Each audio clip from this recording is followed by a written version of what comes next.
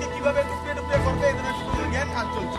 তো ত্রিপুরা ইউনিভার্সিটির মধ্যে ভিতর থেকে বিভিন্ন ধরনের লোক কাম চালিয়ে যাচ্ছে, যারা একসময় ত্রিপুরা রাজ্যের যে আমরা জানি যে বিগত 25 বছরের যে বাম শাসন ছিল, সেই বাম শাসনের সময়ও তারা বিভিন্ন জায়গায় বিভিন্নভাবে ইউনিভার্সিটিকে কীভাবে ক্ষতি করা যায় তার চিন্তা করতো।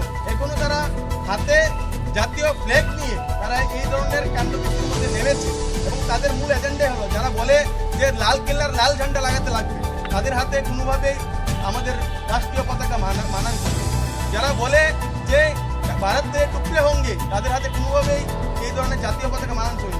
যারা আফজাল গুরুর মতো শয়তান, যে আমাদের সংবিধানের পীঠস্থল যে সংসদ ভবনে আক্রমণ করে, তার মৃত্যুবার্ষিকী পালন করে এবং সুপ্রিম কোর্টের যে ভার্ডিক্ট বা সুপ্রিম কোর্টের যে ডিসিশন তাকে ভাষ্য তাকে ভুল বলে, তাদের বিরুদ্ধে আমাদের আন্দোলন। আর এই আন্দোলনের মাধ্যমে এক রাষ্ট্রবাদী চিন্তাধারাকে আমরা বাড়াবা দিতে যাচ্ছি এবং তাদের মধ্যে বাদ দিতে যাচ্ছি যে ত্রিপুরার মধ্যে থাকতে গেলে ত্রিপুরার রীতিনীতি মানতে লাগবে, ভারতের মধ্যে থাকতে গেলে ভারতের রীতিনীতি মানতে লাগবে। আমাদের রাজা বীর বিক্রম তো নতুন এসেছে, তিনি আগে থেকেই সকলকে এখানে বাসস্থানের ব্যবস্থা করেছেন, তারা ধর্মীয় নিপীড়নের কারণে এখানে এসেছিলেন।